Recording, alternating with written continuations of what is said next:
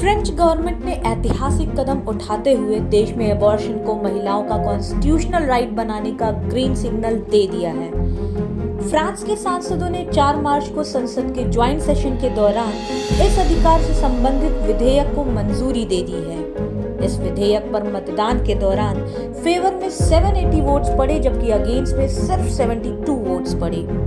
1975 में फ्रांस ने अबॉर्शन को लीगल बनाया था, लेकिन अब इसमें चेंजेस करते हुए इसे कॉन्स्टिट्यूशनल राइट बना दिया गया है।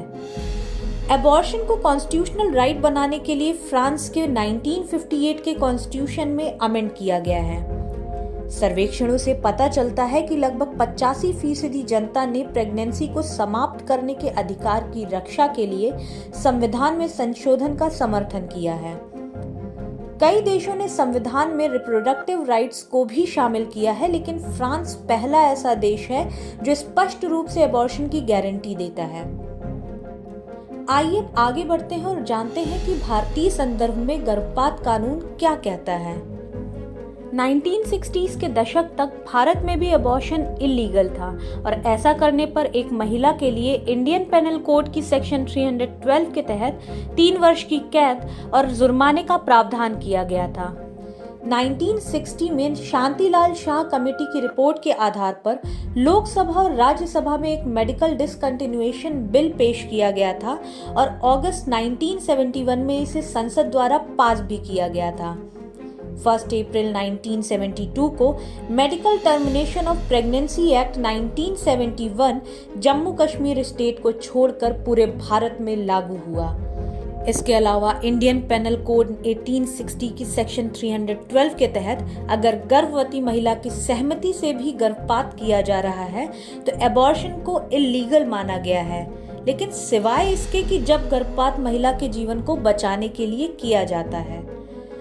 हाल ही में हुए अमेंडमेंट के अनुसार 2021 में पार्लियामेंट ने 20 सप्ताह तक के गर्भधारण के लिए एक डॉक्टर की सलाह के आधार पर गर्भपात की अनुमति देने के लिए कानून में चेंजेस किए। संशोधित कानून के तहत 20 से 24 सप्ताह के बीच गर्भपात के लिए 2 डॉक्टर्स के राय की आवश्यकता होती है। अब अगर अदर कंट्रीज में देखा जाए तो अबॉर्शन 24 कंट्रीज में पूरी तरह से बैंड है।